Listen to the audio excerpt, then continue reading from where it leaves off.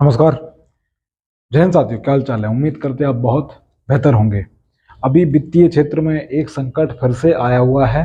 एक कंपनी थी सहारा, उसके थी मतलब अभी भी है वजूद में, लेकिन उसके जो हेड थे सुब्रत राव सहारा, उनका हाल में ही निधन हो गया।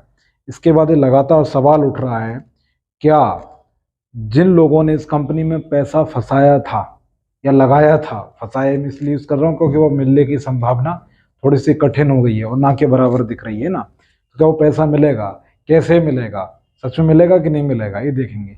तो हम आज का जो हमारा प्रोग्राम है, टू द पॉइंट जिसे हम बोलते हैं, टू द पॉइंट, बेवजह की इसमें स्क्रिप्ट नहीं है, कोई थ्योरी भी नहीं है। हम टू द पॉइंट बात करेंगे। जैसे हम पहले समझते हैं, बिहार के निवासी, इसका मतलब एक है जो सुब्रत राव सहारा थे वो बिहार के रहने वाले थे। एक छोटा सा जिला है, वहां से आते थे, अररिया करके, वहां से आते थे। शुरू में नमकीन बेचा करते थे, तो ये गली मोहल्लों में जाते थे तो देखते थे कि जो छोटे छोटे इन्वेस्टर होते हैं, दुकान चलाने वाले, हाथ ठेला लगाने वाले, या छोटे छोटे परिवार जो 8-10 हज़ार की नौकरी कर रहे हैं, तो इन्होंने सोचा कि इनके पैसे की सेविंग कराई जाए। ठीक है, तो ये क्या करते हैं, इस मॉडल को अपनाते और भविष्य में आगे कदम रखते हैं व्यापार की दुनिया में। फिर इसके बाद अगला, रेलवे के बाद दूसरा उपक्रम रोजगार देने वाला। ध्यान रहे, ये इसका जलवा था सहारा का एक टाइम, कि रेलवे के बाद अगर कोई संस्थान भारत में था जो सबसे ज्यादा रोजगार देता था, तो वो था सहारा कंपनी। मतलब एक समय ऐसा था कि सहारा में नौकरी लगने का मतलब था कि आपकी गवर्नमेंट जॉब लग गई है, ये जलवा था। और आज यही कंपनी पतन की ओर है। ठीक है, अगला क्या था, कितना घोटाला हुआ भैया, तो 24,000 करोड़। ये अमाउंट सोच के देखिएगा एक बार, है ना, कितना बड़ा होता है अमाउंट। 24,000 करोड़ का क्या हुआ, घोटाला किया गया। हम समझेंगे कैसे घोटाला किया गया और कितनी सफाई के साथ किया गया।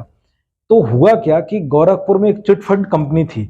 1976 में सुब्रत राव सहारा ने इसका क्या कर लिया, अधिग्रहण कर लिया इस कंपनी का।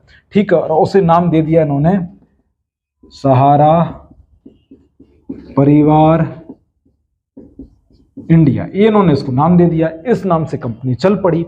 तो फिर इन्होंने जो बिजनेस मॉडल अपनाया वो क्या था, वो ये था कि जैसे मैंने पहले बताया, जो छोटे छोटे व्यापारी हैं, ठीक है, जो दुकान चलाते हैं, किराने की दुकान चलाते हैं, किसी कपड़े की दुकान लगाते हैं, बर्तन की, है ना, उनसे लो, जो हाथ ठेले लगाते हैं, जो ठेलों पे लगाकर सामान बेचते हैं उनसे, या जो नौकरी कर रहे हैं 8-8, 10-10 हज़ार की, उन सब से क्या करो, पैसा इकट्ठा करो और इनसे बोलो कि आप सहारा को पैसा दीजिए, आपका पैसा सेव रहेगा, हम आपको एक इंटरेस्ट देंगे। और ये इंटरेस्ट बैंक की तुलना में ज्यादा होता था। ये बताते थे ऐसे, है ना, कि हम आपको बैंक से ज्यादा क्या देंगे, ब्याज देंगे। इसके साथ अलग अलग अलग के प्रलोभन होते थे, गिफ्ट होते थे, कोई त्योहार आया तो गिफ्ट दे दिया। और हमारी थोड़ी प्रवृत्ति भी ऐसी होती है, तोहफे मोहफे के हम शौकीन होते हैं। ठीक है, तो ये इन्होंने मॉडल अपनाया, इनसे पैसा लिया, छोटे छोटे लोगों ने पैसा अपना रखा सहारा में, जो आगे जाके इस अमाउंट में तब्दील हो जाता है। ठीक है, अब क्या होता है, क्या था ऐसा कि सहारा सब कुछ अच्छा चल रहा था, सब कुछ जलवा था इसका, एयरलाइंस में, होटल इंडस्ट्रीज में, टेलीकॉम्स में। एक टाइम इंडिया की क्रिकेट टीम जो होती थी उसकी टी शर्ट पर भी सहारा लिखा था। तो इतना बड़ा एम्पायर था। तो फिर ऐसा क्या हुआ कि पतन हो गया। तो हो शुरुआत कहाँ से होती, बर्बादी की तरह। ये भी देखिए क्या होता है, 2008 में मंदी आती है। क्या आती है, 2008 में मंदी आती है। तो वहां से सहारा थोड़ा सा बिखरना शुरू हुआ। पहला कारण ये भी था कि उन्होंने पैसा जो लिया लोगों से, वो जहां लगाना था वहां लगाया नहीं, कहीं और लगा दिया। दूसरा ये हुआ कि जहां लगाया वहां उन्हें क्या हो गया, नुकसान हो गया। इस वजह से पैसा डूबा। 2008 में मंदी आई तो क्या हुआ, सहारा में पैसे देने वाले हो गए कम। ठीक है, क्योंकि मंदी आई तो लोगों पे असर होगा। अब जिन लोगों पे मंदी आई तो वो पैसा भी कम दे रहे हैं, ऊपर से जो उन्होंने लगाया था सहारा के पास पैसा, वो मांगने लगे। अब सहारा के पास तो पैसा नहीं, सहारा, क्योंकि सहारा ने जो पैसा लगाया था लोगों का वो कहीं डूब गया है, पहले से वो घाटे में चल रही थी। ये बात लोगों को पता नहीं थी। जब मंदी आई तो सहारा और संकट में आ गई। ये बात खुलकर सामने आई स्पष्ट रूप से। फिर क्या हुआ, सहारा ने पैसे जोड़ने की कोशिश की, आईपीओ जारी करके। क्या करके, आईपीओ जारी करके, इसे बोलते हैं इनिशियली पब्लिक ऑफरिंग। इसने जारी किए। ठीक है, जब जारी किए गए तो सेबी ने क्या हुआ, इसकी जांच की। भैया इन्होंने जांच जो जारी किया आईपीओ वो सही है कि नहीं है। तो दुर्भाग्य से क्या होगा, ये इसमें कमी पाई गई। फिर आगे एक और प्रोसेस आती है, इसी कंपनी ने OFCD भी जारी किए और करीब करीब 2 करोड़ लोगों को किए। ठीक है, तब अब रूल क्या है कि अगर आप ओएसडी, एक अर्थव्यवस्था की एक शब्दावली है, ठीक है, जिसपे आपको इतना नहीं जाना है, बस एक ध्यान रखना है कि पैसे जुटाने की टेक्निक है, कोई कंपनी पैसा जुटाती है। अगर आप यह 50 से अधिक लोगों को जारी करते तो इसकी जानकारी आपको सेबी को देनी होती है।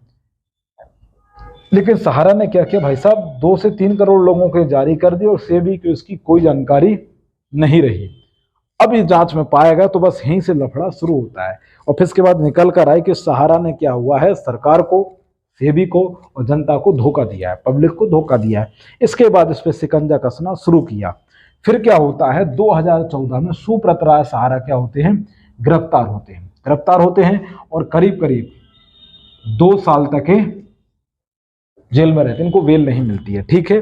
फिर इसके बाद इन्हें मिल जाती, इनकी माताजी का स्वास्थ्य खराब होता है तो बाहर आते, तब से अब तक जब इनका देहांत हुआ बीते दिनों, ये बाहर ही थे। फिर क्या हुआ, जब सरकार ने इनको गिरफ्तार किया तो इनसे पूछा भैया कि पैसा कहाँ है, तो इन्होंने बोला कि हमने 90% पैसा लौटा दिया है, सहारा के अनुसार।